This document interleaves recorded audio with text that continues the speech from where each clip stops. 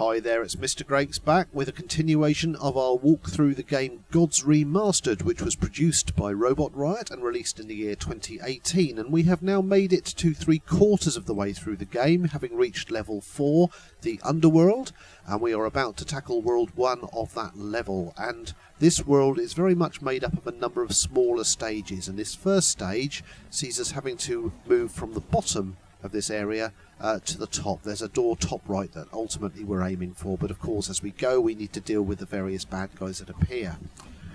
There's a switch here that operates the ledge on the left there, which 2 toggles of the switch will close that platform up. Now I was a little bit careless there, I've taken a number of hits, but it doesn't matter too much because you can see there is a health power up on the right there. And the secret to unlocking that health power-up is to move to the top right area of the level and flick the switch there, the door switch, but without holding the door key, and that knocks the health power-up down. If you hold the door key, that doesn't happen, so always flick the door switch before you collect the key, and that enables the collection of that health power-up. We can now come back round, cycle our way back round the various platforms, picking up the gems that will have been dropped as we go, and then finally taking that health power up means that we get to approach the next stage of this world with full health, which is always a good thing. Moving across now, there are some bad guys to dispatch on this top platform. Don't move across too quickly because if you trigger them all at the same time you will be overwhelmed. And then I find this jump onto the ladder from there a bit tricky. It's easy to mistime it and hit the ceiling and fall all the way down. So it's better to drop down through there, collect a bonus gem, and then the jump onto the ladder from this point here is a little easier to manage. You may have noticed some keys top right there. Flicking that switch removes the wall that was shielding them, so we can come back up to the top now and collect the keys, being wary that some more bad guys will come in from the left flying, and you can dispose of them. And again, I took a hit there. I am playing this level a little bit carelessly at the moment, but we're doing okay. We've still got plenty of health.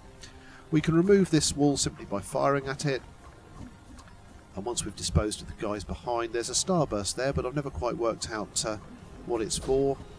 It never seems to deal with anybody when you take it. There's a guy firing from the left here. We need to avoid his fire and then kill him, and we can collect the gem that he drops. But we don't want to go for that fire gem, because if we do we'll be boxed in by a bad guy with a lot of health who will kill us. So it's better to trigger the thief, as I've just done there, and then move back up the ladder. Let the thief go and get the fire gem. We can come back down and kill the thief when he comes back, enabling us to collect that gem safely. This next room, the first thing you need to do is to move up and left and flick that switch quickly, because that platform on the right that was moving will knock the world key down onto the trap, and we don't want that to happen. Flicking the switch again activates that platform, and this switch, if you flick it once, it activates the platform to our left. If you flick it twice, it activates a further platform lower down that stops that gem falling onto the trap. Now if you only activate it once, it means a flick of this switch then activates a further ledge, which you can now see to your left, which enables you to collect those additional weapons, but I don't want to collect those. I want to keep my seeking mines, so I deliberately left that platform open. Some more bad guys to kill. There's nothing too difficult now. We've done the worst part of this particular part of the world. Taking the trapdoor key there and then moving back through the door and again onto another stage. Now this is very tricky, because there is a little bonus area on the left that we would like to access, but it's accessed via breakable blocks. So if you fire right to left too much, you will break those blocks and make it inaccessible. So we want to kill these 2 flying bad guys, but by shooting as little as possible, and that's a little harder than it sounds. Those are the blocks that we're trying to keep alive. We've done so. There's another chap going to appear now which we need to dispose of, and now if we can, we want to fire left to right as much as possible, so we're keeping those blocks intact.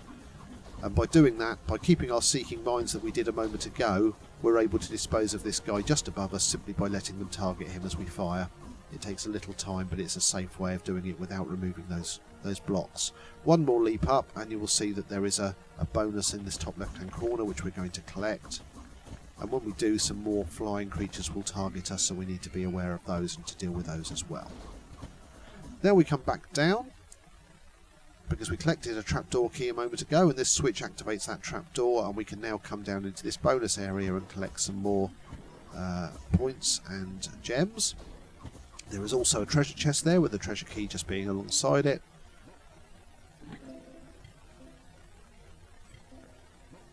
And now we're going to move back up. But first of all, you can all have a good laugh at somebody that claims to be good at playing the game that can't make a simple leap onto a ladder. And I don't know how many attempts I have at this, but it's far too many. But we do get there in the end. I'm sure you'll be glad to know. If you'd like to fast forward your video at this point, please feel free. There we go, we got there in the end. Kill the remaining bad guy, collect the various crystals. It's all points, and points add up to extra lives, which if you're planning on playing through the game a second and third time, you will need those extra lives. They become very handy, as the enemies on subsequent playthroughs of the game have far more hit points and are much harder to kill. Deal with these chaps here, and then we're going to finish this world by moving eventually up and to the right.